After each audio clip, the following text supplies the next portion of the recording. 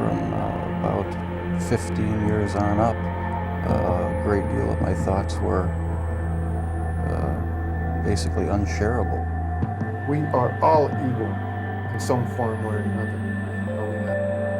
Yes, I am not 100%, but I am evil. My mother was a sick, angry, hungry, and very sad woman. I hated her, but I wanted to love my mother. This is Serial Killing, a podcast. Hello, my name is Elissa Kerrill, and welcome to Serial Killing, a podcast, where we sometimes veer off the serial killer path to delve into other topics within our beloved true crime community. Special thanks to some of my patrons: Rachel, Whitney, Pixie, Maya, Alethea, Elena, Aaron, Katores, Catherine, Sam, Linda, Janice. You know, it's been a while since we've done a true crime science episode, so I figured it was time to make part 3 of this series. This one was requested as they wanted me to discuss the different personality disorders as well as the different clusters, to be specific. So that's what we're diving into today. So, if you are a fan of true crime, then most likely you are, like myself, in wanting to know what exactly drives people to do the things they do. We have different camps that will passionately defend their stance on why people do evil things and consequently how these people should be dealt with. The age-old nature versus nurture debate. And I just want to say now that every single one of us displays these behaviors from time to time. It does not mean you have a personality disorder. Let's not start diagnosing ourselves, okay? But for now, let's talk about personality disorders. So what exactly are they? The American Psychiatric Association states that, quote, personality disorders are long-term patterns of behavior and inner experiences that differ significantly from what is expected. The pattern of experience and behavior begins by late adolescence or early adulthood and causes distress or problems in functioning, end quote. Without treatment, these can be long-lasting. To be diagnosed with a specific personality disorder, a person must meet the minimum number of criteria established for that disorder. They also have to meet the diagnostic requirements for a psychiatric disorder with symptoms that cause functional impairment and/or subjective stress. So, according to mentalhelp.net, and side note, I leaned very heavily on their information throughout my research, there are 4 defining features of personality disorders. 1, distorted thinking patterns. 2, problematic emotional responses. 3, over or under-regulated impulse control. And 4, interpersonal difficulties. Now, there are 10 different personality disorders according to the DSM-5, and these can be grouped into 3 different clusters based on descriptive similarities within each cluster. The clusters are A for the odd eccentric cluster, B, the dramatic emotional erratic cluster, and C, the anxious fearful cluster. And for those asking me silently in their heads, yes, a person can be diagnosed with more than one personality disorder and that they tend to happen within the same cluster. So let's talk about clusters. Cluster A is the, quote, odd eccentric cluster. So these include paranoid personality disorder, schizoid personality disorder, and schizotypal personality disorder. Now, the common theme between them are social awkwardness and social withdrawal and are dominated by distorted thinking. With paranoid personality disorder, we see a pervasive distrust or suspiciousness of others. They automatically assume people want to hurt them, use them, or humiliate them. In turn, they expend a lot of energy trying to protect themselves and keep their distance from others. They have been known to attack people if they feel threatened by that person. They hold grudges and display pathological jealousy. Their perception of their environment is such that they think everyone around them has some evil intentions when the outside comments are actually innocent. They dwell on the mistakes people have made in the past, and they are not easily able to confide in other people, and in fact, usually will not let themselves even develop a close bond with really anyone. Think of distrust and hostility. With schizoid personality disorder, we see a very predictable pattern of social detachment in a very narrow range of emotional expression. These people are quite socially isolating, and they most often do not seek out or enjoy close relationships, instead choosing very solitary activities and don't seem to take pleasure in the little things life offers. They are the loners and seem to be indifferent to both criticism and praise. They come across as detached, cold, aloof. They are often completely oblivious to social cues, are, quote, unable to read the room, as they say. Their limited emotional range and failure to be able to mirror gestures or even facial expressions make it seem that they are inattentive or even dull.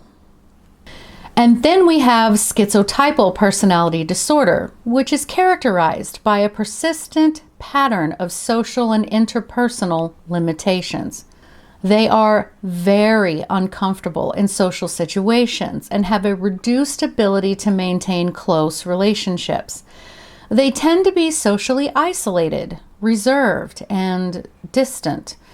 Now, I know this sounds a lot like schizoid type, but the difference is this third group under cluster A experiences perceptual and cognitive distortions and or eccentric behavior rather than flat or dull. These abnormal perceptions could include noticing odd flashes of light that no one else sees, or even seeing objects and shadows out of the corner of their eyes only to realize there's nothing there. They may have strange beliefs, such as having telepathy or people being able to remove thoughts from their minds. They will often believe in odd or superstitious fantasies that go against societal norms. And this particular disorder tends to be found more frequently in families where someone has already been diagnosed with schizophrenia. So again, in cluster A, we have the odd eccentric cluster. Cluster B is the, quote, dramatic, emotional, and erratic cluster. These include borderline personality disorder, narcissistic personality disorder, histrionic personality disorder, and antisocial personality disorder that most of us in the true crime community know very well. The common theme between them is issues with impulse control and emotional regulation. So let's discuss antisocial first. This one is the big one that most everyone has heard of. It is a pervasive pattern of disregard for the rights of others and often displays as hostility and or aggression. Now, in many cases, the typical behaviors actually begin to show during childhood, and these kids, as we well know, usually torture or kill animals, hurt people, bully others through intimidation, set fires, lie, steal, and they frequently act on impulse urges without considering the later consequences. Due to this, they have a much harder time keeping jobs, have troubles with the law, and so on.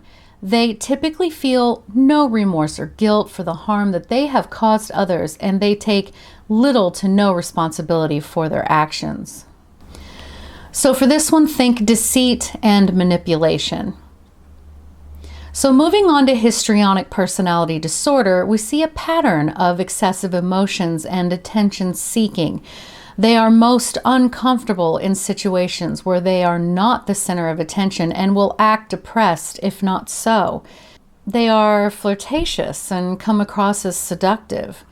They like to dress nice, can be quite theatrical, and display exaggerated emotional expression. They seem shallow and come across as insincere and often embarrass the people around them. They will read into relationships as being way more intense than what they actually are, and they are also easily influenced. So these are our drama queens, respectfully. Narcissistic personality disordered people tend to have severe issues with their sense of self-worth due to their supreme sense of entitlement. They truly believe that they deserve special treatment, assume they are special compared to regular people, and can be brilliant and come across as attractive. But they disrespect the worth of the people around them. They are often distracted by their internal fantasies of unlimited success and power, to the point that they barely put any real or sincere effort into the real world.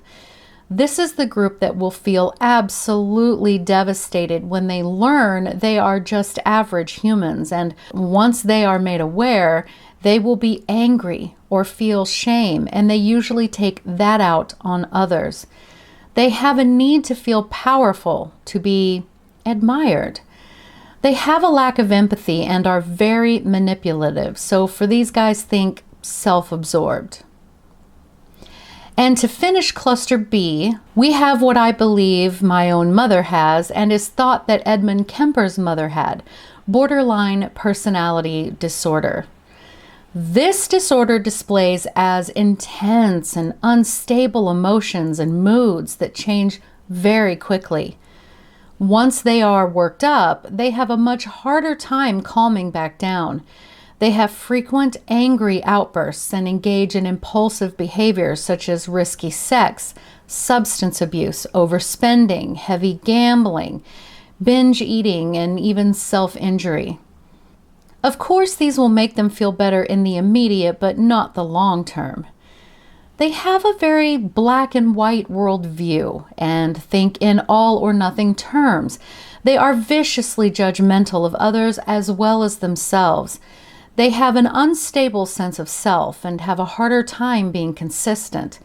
They frequently go between one thing to another, such as relationships, residences, careers, and so on. The takeaway is that they feel tremendous distress when they cannot easily control the people and things around them. So this emotional intensity and their hard time regulating those emotions leads them to act out impulsively.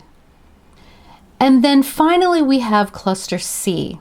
These are our anxious, fearful folk. The personality disorders included under cluster C are avoidant personality disorder, dependent personality disorder, and obsessive compulsive personality disorder. The commonality between these disorders is that they all share a high level of anxiety. So first we have avoidant personality disorder. This is a frequent pattern of social inhibition and feelings of inadequacy. They tend to be hypersensitive to negative evaluation. They are so very afraid that others will belittle them or reject them. So they avoid social situations and interactions with others, which of course increases their need to avoid social interpersonal situations, like a friend gathering or even having to be the center of attention during a meeting at work. People often think of them as just intensely shy or rigid, but really they see themselves as unappealing and socially inept, which causes intense anxiety. Then we have dependent personality disorder, which manifests as a strong need to be taken care of by others. They are scared of losing the support of their loved ones, which often leads to them acting in a kind of clingy way and tend to submit to the desires of other people. They cannot tolerate confrontation and will usually not stand up for themselves for fear of that relationship becoming broken. This can leave them wide open to manipulation and abuse. They even usually have difficulty in making independent decisions and feel frozen when asked to do something with no assistance. And then finally, we have obsessive compulsive disorder. These individuals are wholly consumed with rules, rituals, regulations, and order. This need for complete control makes them inflexible to openness and efficiency. They are quite talented at making lists and keeping schedules, and are usually always devoted to their work above even social needs. They are so completely driven that they often lose sight of what's actually important. Doing anything below what they deem acceptable is just not a part of their vocabulary. And they tend to not be able to trust other people to complete tasks on their behalf. Most of their behavioral rituals revolve around trying to stave off perceived catastrophes. If any part of what they feel they have to do in whatever order they must do it in is interrupted, the anxiety that follows is debilitating. For this, think perfectionism and control. So in summation, personality disorders aren't diagnosed for people who occasionally display behaviors that fall under any of these. The behaviors and thought patterns have to be long-term, and inner experiences must differ significantly from what is expected. There are 3 clusters or umbrellas that these personality disorders fall under. Cluster A, which is the odd eccentric cluster that includes the paranoid, schizoid, schizotypal personality disorders. Cluster B, referred to as the dramatic, emotional, and erratic cluster, which includes antisocial, histrionic, narcissist, and borderline personality disorders. And finally, Cluster C, called the anxious, fearful cluster. Included in this cluster is avoidant, dependent, and obsessive compulsive disorder. Now, the next natural question is, are there any biological factors related to the development of personality disorders? So this would encompass the nature portion of nature versus nurture. Researchers have scientifically investigated the influence of genetics within families or twin studies. Coupling this with neuroscience technologies, it has become quite apparent that personality traits, or the tendencies to behave in certain ways across situations and time, are in fact inherited and biologically determined. So looking at genetic factors with regards to schizotypal personality disorder, we see more frequent occurrences where there is at least one other family member that has been diagnosed with schizophrenia. They were able to document similar distinctive behavioral patterns in family members with both disorders, which means these behaviors share a common genetic origin.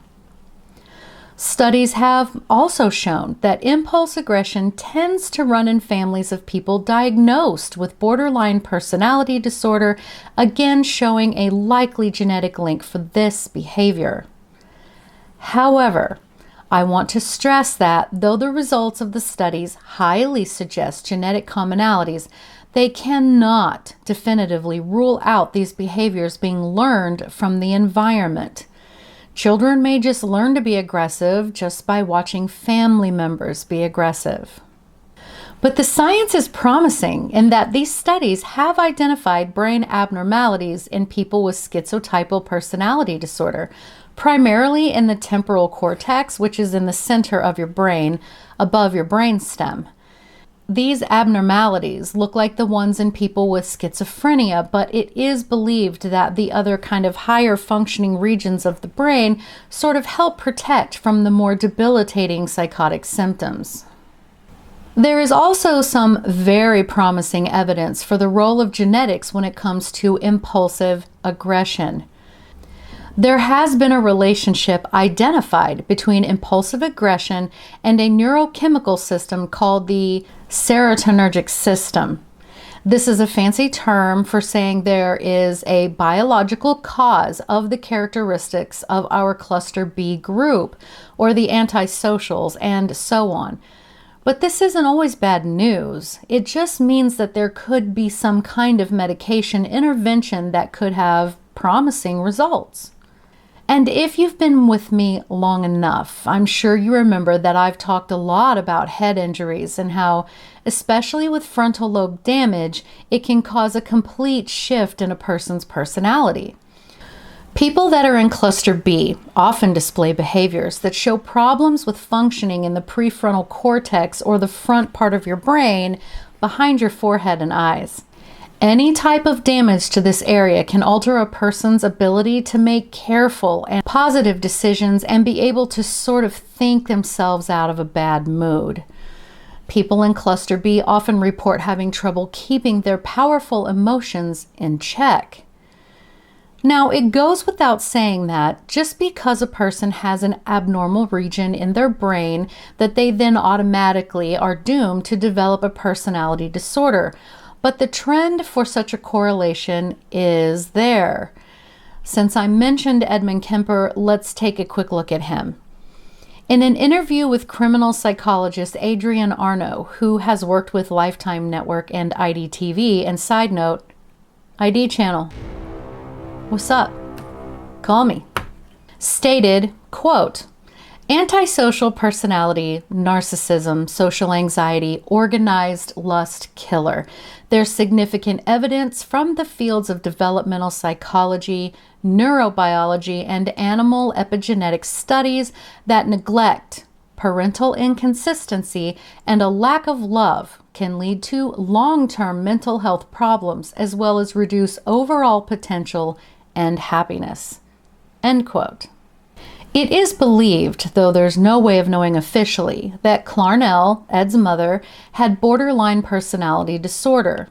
I'm not qualified to make that diagnosis, but with what has been said about her, I tend to agree with that assessment. According to the U.S. National Library of Medicine, National Institutes of Health, children of mothers with borderline personality disorder should be considered a high-risk group, considering the poor psychosocial outcomes that have been found in these children. Family studies assessing the rates of a borderline relative have found a 4 to 20-fold increase in the risk of developing BPD compared to the general population. Research supports an even stronger familial cluster of the core features of BPD, most often instability and impulsivity. And relatives of someone with BPD are at an increased risk for related psychiatric disorders, including major depressive disorder, substance abuse disorder. Get this, are you sitting down? Antisocial personality disorder. Boom. Now I can already hear the comments about how I'm putting the blame for what Ed did on his mother. I'm not saying that. I'm simply saying that the genetics he potentially inherited from her, mixed with the sort of spice of the psychological and even physical environment she raised him in due to her own likely personality disorder, would have made a very strong and flavorful set of ingredients for his life's soup, if you will. I'll even point the finger at myself. My own mother has never been to a psychiatrist that I'm aware of, but the major themes at play with mothers who are borderline seem to fit her puzzle piece. For example, out of the different types of BPD mothers, Clarnell and mine fit the witch queen types.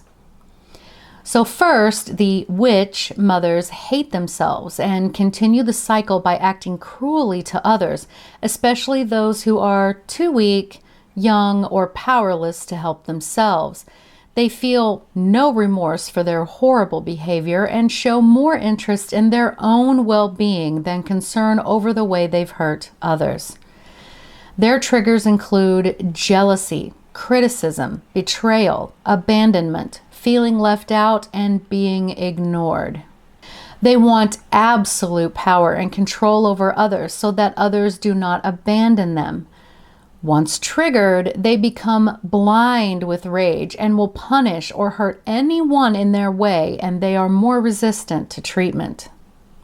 While the majority of borderline mothers don't physically abuse their children, the ones that do abuse when other competent adults are conveniently not present. This means that the abused child lives in constant fear while all seems well to everyone outside of that duo. I can 1000% tell you that this is true from personal experience. A quote from an article from the site Out of the Fog said it best. Quote, "Children live in terror of the witch's capricious moods. They are the collateral damage of a secret war they did not start, do not understand, and cannot control. Attacks are random, intense, and cruel. Children automatically think they're at fault and can become ashamed, depressed, insecure, dissociative, and hypervigilant. Their existence becomes centered around not triggering their mother, though that doesn't really work. As adults, these kids may have multiple difficulties with self, relationships, physical illness, and even post-traumatic stress disorder. Then the queen-type BPD mother has an incessant need for attention and guilt trips people by using the usual, quote, "I've done such and such for you, so you owe me" statements. They are entitled, but they feel empty, are lonely and frustrated, and they have a very low tolerance for frustration. They simply aren't able to self-soothe and are quite vindictive, using tactics like blackmail. Again, 1000% understand this from a personal perspective. But let's not just focus on the cluster B disorders, as mainstream media tends to do. My dear friend Aaron Banks, author of the book Ted Bundy, Examining the Unconfirmed Survivor Stories, which I'll link in the notes, reminded me that it is important to remember that the personality disorders in clusters A and C have comorbidities and shouldn't be ignored, and she's absolutely right. Comorbidity means there is an existence of two or more diseases or conditions in the same person at the same time. Common ones for BPD are depression, anxiety, and PTSD. According to the Psychiatric Times, personality disorders frequently coexist with psychotic affective and anxiety disorders. Comorbid psychopathologies result in significantly greater functional impairment compared to individual disorders. So the comorbidities make things much more intense, guys. Cluster A houses the disorders that primarily deal with psychosis, and of course Cluster C leans toward our anxious people. Comorbidities with Cluster A include substance use disorders, major depressive disorder, agoraphobia, OCD, delusional disorders, schizophrenia, bipolar disorders 1 and 2, and phobias. With Cluster C, we have comorbidities of mood disorders, social phobias, eating disorders, again, substance abuse disorders, anxiety disorders. There's some crossover, as Cluster B has many of the same as A and C. And I know I went a bit overboard on the borderline personality disordered mother examples, but that one is kind of personal to me. But regardless, I hope that this has answered some of the questions I had been getting about the different clusters. Now, don't go diagnosing yourself or others. That's a big no-no in our world. If you feel you fit any of these, please go seek out testing and talk to the professionals. Let me know if you'd like. But let me know what other true crime science topics you'd like me to cover. And as always, thank you so much for listening, because I know you could be listening to anyone else, but you chose me, and I truly appreciate that. Thank you so much, guys, and have a great day.